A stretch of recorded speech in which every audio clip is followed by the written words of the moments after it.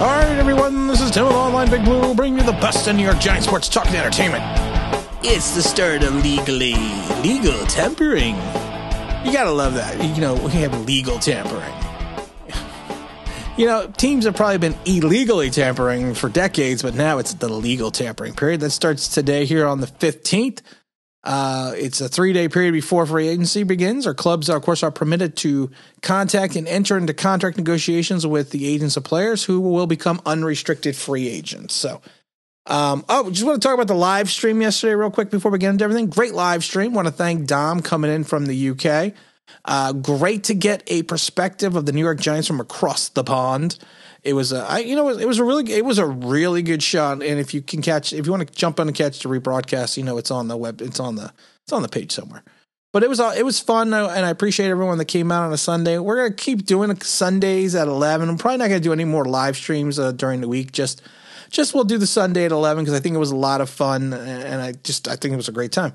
Let's get into the New York Giants. We're going to do a short video today only because of the fact that the news may be coming in fast and furious. And again, we're not talking about Vin Diesel.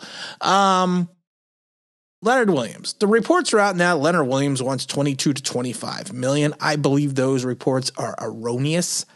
I don't see him wanting $25 million. You can ask for $25 million, but I don't think he's even thinking to himself that he's going to get $25 million, considering he's only king of the almost sack. I don't think he's that dumb. I don't think his agent's that dumb to ask for more than Aaron Donald. I mean, you can ask for it, but I just don't see it. But at this current point in time, his contract is basically holding the Giants hostage.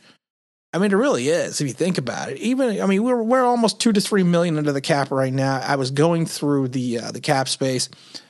Even if you get $6 million or $7 million off the Nate Solder contract, you know, maybe looking at $9 million. And let's say even Leonard gives you back $6 million or $7 million that first year, you're looking at maybe $16 million, $17 million. And then you're going to have to worry about restructuring some of the contracts. Our biggest issue right now with the cap is we've given out $30 million in bonus money. And what happens with Dave Gettleman never really did this before. Especially not in Carolina. But what he's doing now, to augment the salaries early on in the contract, he's giving more prorated bonuses and more bonuses throughout the terms of the contract. The only problem is you do that, sooner or later, chickens come home to roost. And that's what's happened. You know, there's $30 million in bonus money on the cap right now. So I'm not sure how we're going to get out from underneath that, but you know what? It is what it is. But I'm also curious to see if Leonard Williams is making these exorbitant demands, if Gettleman pulls a Josh Norman and pulls the contract, pulls the tag. And it's not like he's against doing it. I mean, it would make us look foolish. You know, it's not like we haven't looked foolish in the last couple of years. I mean, come on. We've had some bad years, let's be honest. But it's just, this whole situation, and I blame Gettleman again, this whole situation is, and I don't blame Leonard Williams 100% because Leonard Williams is just trying to get his money. But the problem is Gettleman should have been negotiating. I mean, why didn't he negotiate this last year? Why weren't we working through this, before we tagged them last year? I know we couldn't come to agreement because, again, Leonard Williams was looking for an exorbitant amount. But we've let this linger on for 2 seasons. They're going on 2 seasons now. If you can't make a deal, just rescind the tag and let him go. You're holding, let's get that $19 million back. You're holding up the entire free agent process for the Giants for one guy. And potentially this one guy I would say it's a 50-50 shot that this one guy goes back to 3.5 sacks next season. And you could talk about the pressures, and we've said it a million times, and I'll say it again. Pressures equal X. Pressures mean nothing if you do not know what X is. If you have 61 pressures, and I've said it before, and the quarterback completes 41 out of 60 or 61, that's not good.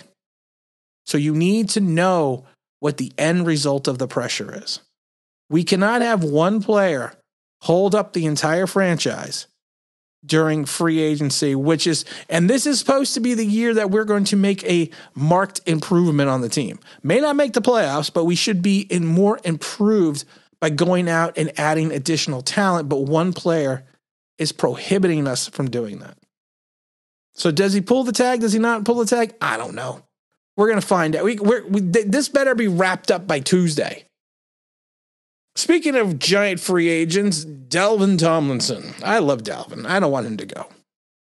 But honestly, you cannot tie up $30 million or potentially $30 million plus in two positions on the defensive line between Dalvin and Leonard Williams. You can't.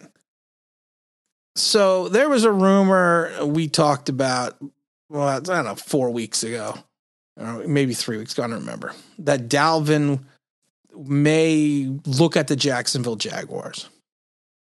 And Jacksonville has the most amount of money in the cap space. They got like $72 million. So they can overpay for Dalvin. They can overpay for all the players.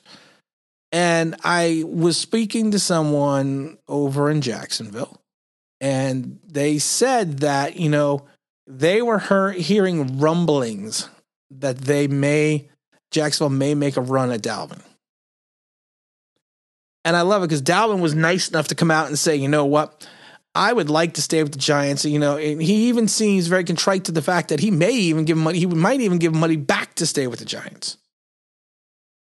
But I'm like my friend was saying that the Jags have so much cap space that Dalvin Tomlinson would help solidify the middle of their line. He would cure a lot of the Jaguars' ills when it comes to the defensive line.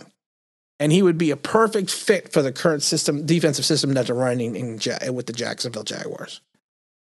And I said, okay. I said, that's not that's an interesting perspective. And he said, no, Tim. He goes, I'm hearing rumbling. I'm hearing rumblings before you can legally hear the tampering rumblings. He's like, I'm hearing it.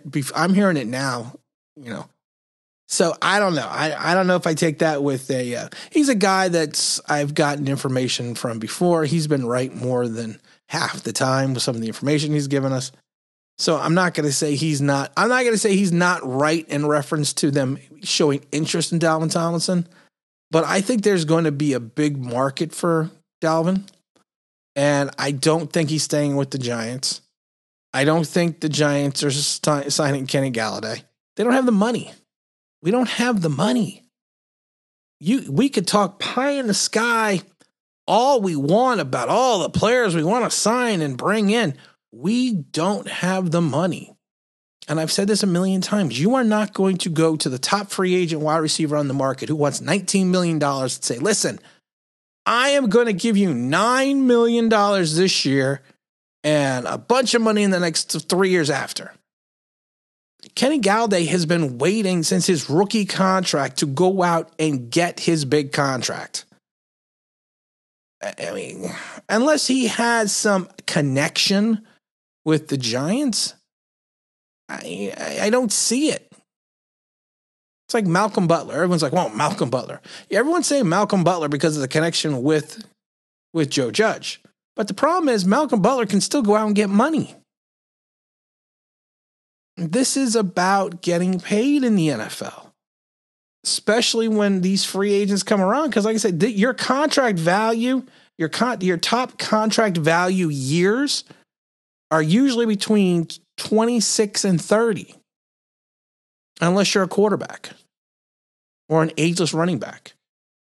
So you hit the free agent market at 26 or 27, you figured you're maybe getting a 4-year deal. And I laugh because I'm saying 4-year deal and I'm holding up 5 fingers. And I don't even know why I'm telling you that, because you can't see what I'm doing. You can't see me do it. I don't know. I think, again, it's realistic expectations. I think we should have a resolution with the Leonard Williams situation, probably hopefully in the next couple of days.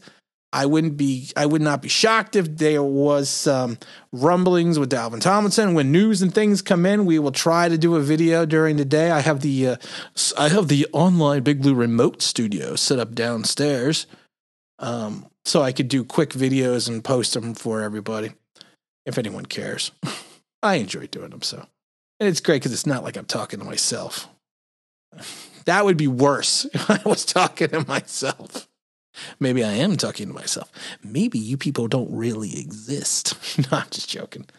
It's been one of those weird days, and it's not getting any better because I am just waiting for the start of the new year, which is on March 17th at 4 p.m. So let's get this party started. Let's do what we need to do, and let's just hope the Giants can figure something out. And again, this is Tim with Online Big Blue, bringing you the best of New York Giants sports talk and entertainment.